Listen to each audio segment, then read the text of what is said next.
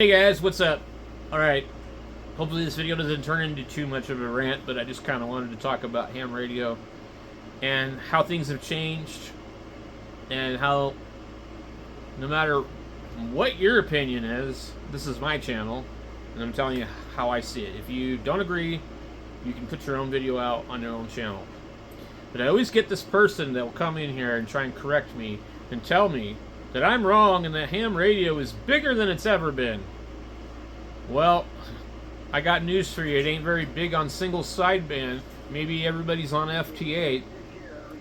And I'm not so sure about that either, because I can sit here at home and do 100 watts on FT8 on a bunch of the different bands and don't get near the kind of contacts I used to 10 years ago. So, one of the things that I noticed, I wouldn't say 10 years ago, probably 5 years ago. So, let's see, when did we start doing FT8? I would say probably 2018, somewhere around there. Well, in the beginning it was completely different, but even 5 years ago, 2020 was kind of weird, but here's the thing. There was a resurgence in 2020 for ham radio and stuff like that, and then it fucking dwindled. Okay? And today, there are less groups to pick from on 80 meters where I reside at in Arizona. My antenna hasn't changed. My radio works great. I've got more than 20 of them. So, what's different is that people are dying, and that the younger people are not interested in ham radio.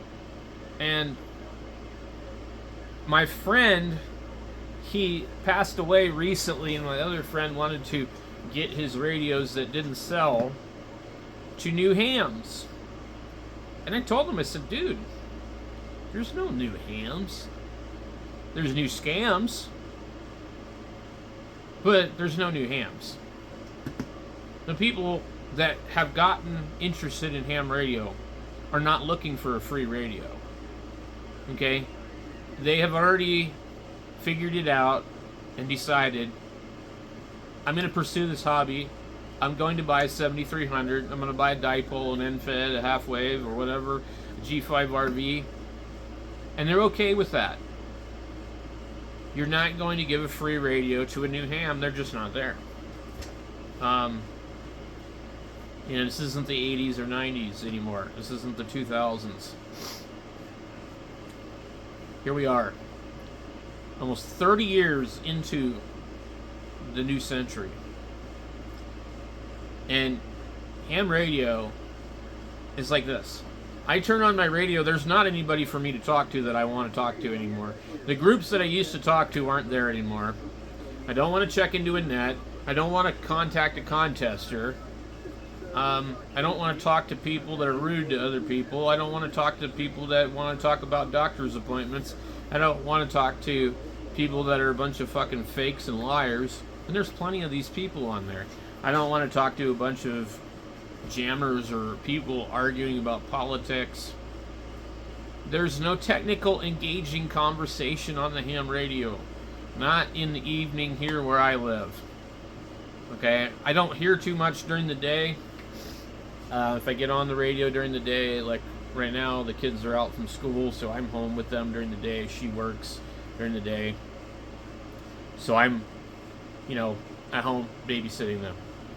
So, I have the radio on in the house, and I turn it on, and I'll listen. I might hear some guys in California on 7.25. I may hear the afternoon swap net, and I may hear the Jefferson noon net, but that's about it, man. And I'll hear sometimes, I'll turn on CB radio, maybe hear something there, go to 10, hear nothing.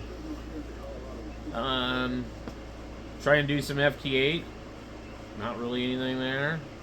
I'll see the bands right now, it'll open up to sometimes like 15 meters, 12 meters. 6 meters has been open quite a bit. Like right now, Ham Clock says there's 15 people on 6 meters, there's 2 on 12, and nobody on 10. It's almost like people avoid 10. How could 12 and 6 be open and 10 is not? How could 11 meters be open and 10 is not? But I turned it on and there's no FT8. Usually you hear something, but it's been like that a lot lately.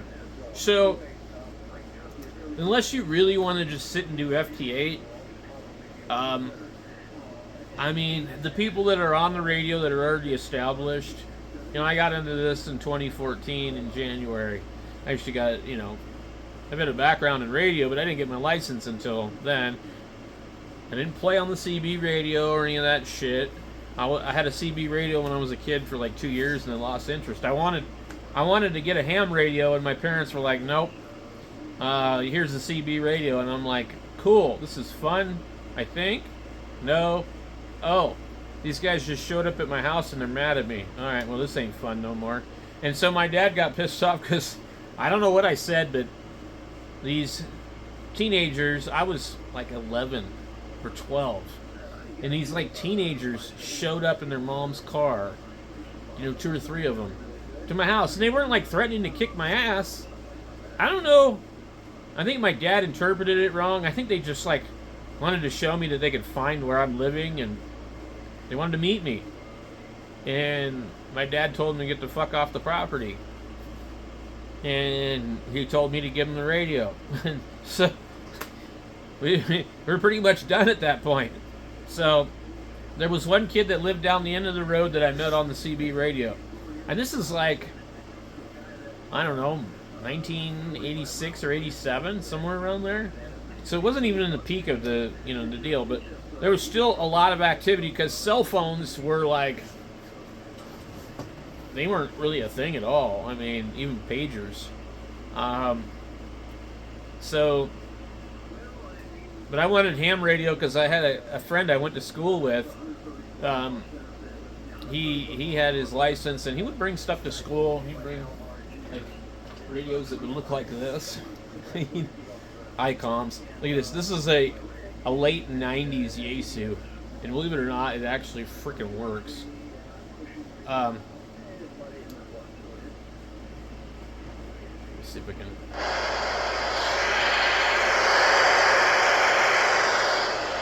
It's a BNC connector. The reason this one works is it's got a battery pack that takes regular batteries. And this was my friend David KG70L's radio. He's a Silent Key. He passed away earlier this month. And this was in a box of stuff. Nobody wanted it. That's the thing. My friend passed away. Nobody really wanted any of these radios out of the group that he talked to in the morning. And everybody's pretty much got what they want, radio-wise. And unless it's a newer radio that, like,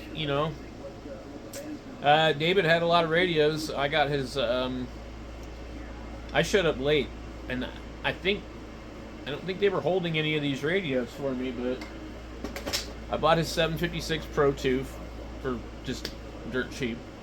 But, it was like, they told me what to pay for it. I paid, what they told me to pay for it. And, a 706 original, which I wanted because I used to have one, and I made a mistake and traded it to some guy that traded me a bad 891. You know who you are. And then what did I get? 857D. I really wanted that radio, and that's kind of because I can take that radio with me. I can put it in a backpack, and we can go walk around somewhere like a lake. And I can go set up and put an antenna in the ground and throw a wire in the water and make contacts. And, I could even do 2-meter sideband or whatever, So I think that's like the ultimate radio. Like, you could just get rid of everything and have an 857D or 706. I mean, what do you need? Do you need a bunch of walkie-talkies? I must have like 20 HTs, 20 fucking HF radios, 3 or 4 amplifiers, The problem is just ham radio is just not that active. People don't really want the stuff anymore. The people that are established, they're not looking for it, and there's not new hams looking for radios. You know, the people that are new that get involved, they're not like, I only have $300 to spend on a radio. What do I get? No, you don't hear that. I mean, you hear some CB dude say that, you know, hey, what kind of radio can I buy for $300? But an actual ham, no, that never came out of their mouth. But anyway, so with the radio thing, I'm on 20 meters, and when it's open, there's conversations and stuff, and I think that that's one of the like still good bands. In the evening I could get into probably Spain, UK, Italy. Depends on the time of year. But as far as the evening 80-meter rag chews, that seems to be done and over with. And so I'm like, man, if I could just get my money out of these radios without having to sell them on eBay or put them on QTH or have to pay for a subscription on QRZ to sell them or deal with people. I've gotten to the point where, my friend was asking me about this other thing I was selling. It's not ham related. He's like, why don't you sell it? And I said, look, it ain't worth the mental aggravation of dealing with stupid people to get rid of it. I would rather put it out on the street, post an ad on Craigslist, put it up there for free, and if that doesn't work, I put it in my truck and I take it to Goodwill. My mental sanity is worth more than any monetary value that you can place on certain things. And dealing with somebody, like when it comes to tube radios, and then like you sell it to them, they blow it up, they're like, it's your fault, you ripped me off. I don't want to fucking deal with that crap. If somebody I know, cool, but like everybody I know, they already have everything they need. So if you're going to sell on eBay, you can get stung too, because people pull parts out of stuff and they say, I don't want this radio. The guy lied about it. This radio doesn't match the description. And eBay says, you got to ship this thing back. And they make me pay to ship it back, and I end up with a empty box with bricks in it or something. It happens. So none of this stuff is worth enough money to me, nor do I need the money bad enough that I want to go through this gambling process for a few bucks. I would rather give it away, throw it away, or just let it sit. I don't want to fucking deal with dumbass people. I don't want to pack it to a fucking ham fest. I used to do that all the time here, but here's the thing. Arizona is different than Washington and California and Oregon. It's not the same here. Things don't have the kind of value here. Now, I don't know if it's still the same in those other places because I've been gone for over 10 years, but, when I lived outside of Seattle, I could sell anything. It was just, I might have to sit on it for 6 months, but I could sell it. I put an FT101, on Craigslist. That thing's gonna sell. I'm gonna get $200 for it. If I want to sell it fast, I'll put it on there for $100, $150, and it's gone. If I had the VFO and I had some other stuff, I'd put it on there for $300. Boom, it's gone. So now, I don't know if that's the case, but I mean, you can almost sell stuff in Seattle for eBay prices. But I've never really sold that many radios. I sold an 857D on QRZ, and it was loaded. It had extra stuff in it. And I sold it for a pretty good amount of money. Original box and all that.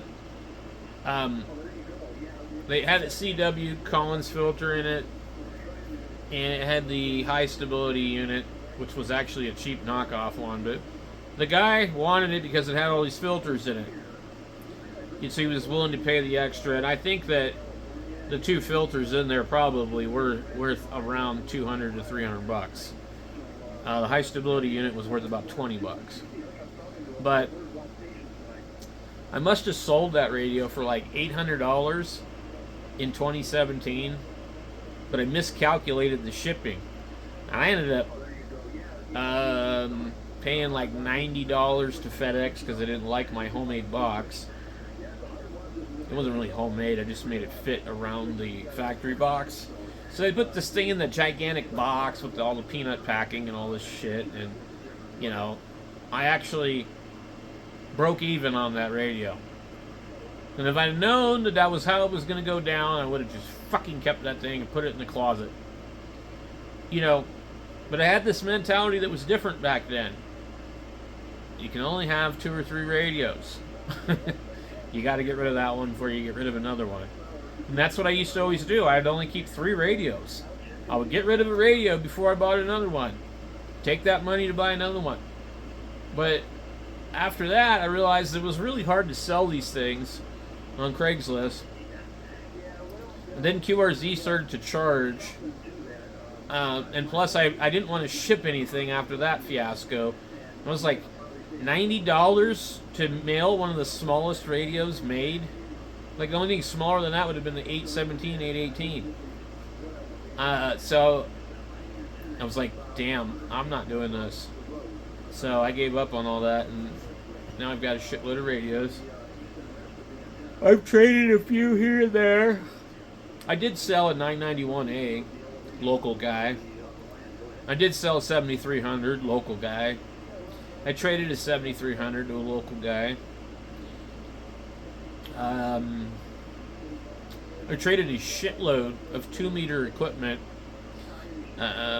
for a partial cash trade on my 3000 and the tuner that I use every day, which is this MFJ 9982, a 9982 tuner.